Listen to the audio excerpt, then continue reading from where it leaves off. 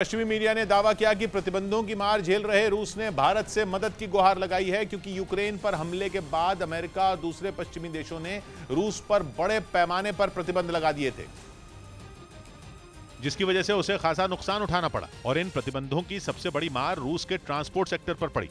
ऐसा इसलिए क्योंकि रूस को अपने विमानों और ट्रेनों की मरम्मत के लिए जरूरी पुर्जे नहीं मिल रहे, और रूस की सरकारी एयरलाइन तो बहुत हद तक पश्चिमी देशों में बने एयरबस और बोइंग विमानों पर निर्भर है। लेकिन जंग शुरू होने के बाद पश्चिमी देशों ने इन विमानों के पुर्जे रूस को बेचने पर प्रतिबंध लगा दिए थे।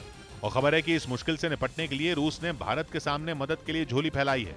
पश्चिमी मीडिया की एक रिपोर्ट के मुताबिक रूस ने भारत को 40 से ज्यादा उपकरणों की लिस्ट सौंपी है, जिनमें एयरक्राफ्ट और ट्रेन की मरम्मत में इस्तेमाल होने वाले पुर्जे भी शामिल हैं। हालांकि भारत सरकार की ओर से अभी तक रूस की इस मांग पर कोई आधिकारिक बयान सामने नहीं आया है। जबकि पश्चिमी मीडिया की रिपोर्ट के मुताबिक रूस ने भारत को यह लिस्ट उस वक्त सौंपी थी जब नवंबर की शुरुआत में विदेश मंत्री एस जयशंकर मॉस्को पहुंचे थे।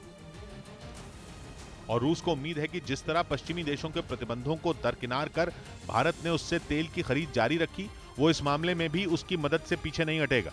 जानकारों का मानना है कि अगर रूस की मांग मान ली गई तो आने वाले महीनों में भारत से रूस को होने वाला निर्यात 1000 करोड़ डॉलर यानी भारतीय रुपयों में करीब 80,000 करोड़ तक पहुंच सकता है, जो फिलहाल करीब 200 करोड़ डॉलर यानी भारतीय रुपयों में करीब 16,000 करोड़ है। हालांकि सूत्रों का दावा है कि भारत की कुछ कंपनियां रूस को उसकी जरूरत के उपकरण सप्लाई करने में हिचकिचाहट दिखा रही हैं, क्योंकि उन्हें डर है कि ऐसा करने पर वो पश्चिमी देशों के निशाने पर आ जाएंगी। पश्चिमी मीडिया ने दावा किया कि सोवियत संघ के दौर की खुफिया एजेंसी केजीबी में जासूस रहते व्लादिमीर पुतिन बेहद क्रूर थे।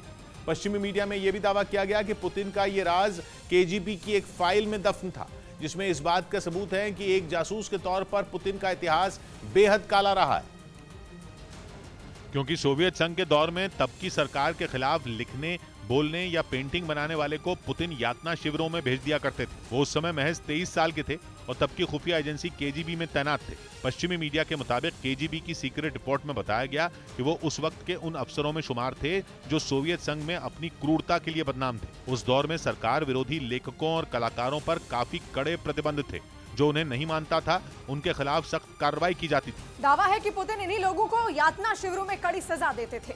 पश्चिमी मीडिया ने कुछ पन्ने जारी कर इसे पुतिन से जुड़ी केजीबी की सीक्रेट रिपोर्ट बताया। इस बीच ब्रिटेन के अखबार फाइनेंशियल टाइम्स का दावा है कि ताइवान संकट पर पहली बार नेटो में चर्चा की गई। हालांकि इस मुद्दे पर बैठक सितंबर में हुई थी, लेकिन इसकी खबर अब सामने आई है। और फाइनेंशियल टाइम्स के मुताबिक नेटो की इस बैठक में सिर्फ ताइवान मुद्दे पर ही बातचीत हुई थी। कहा गया कि इस बैठक में अमेरिका ने नेटो देशों का ध्यान चीन की तरफ खींचा था, जो ताइवान पर कब्जा करने के लिए किसी भी हद तक जाने को तैयार है। बताया गया कि अमेरिका ने चीनी सेना की तैयारियों की जानकारी भी नेटो देशों को दी थी, क्योंकि चीनी सेना लगातार अपनी ताकत बढ़ाने में जुटी है। वो न सिर्फ बमों और रॉकेट को इकट्ठा कर रही है, बल्कि बड़ी संख्या में घातक मिसाइलें भी जुटा रही है, ताकि किसी भी वक्त वो ताइवान पर हमला कर दे। हालांकि अमेरिका कई बार ऐलान कर चुका है कि अगर चीन ने ऐसा किया तो उसे अमेरिका से भी जंग लड़नी होगी, यानी तब अमेरिका खुलकर ताइवान का साथ देगा।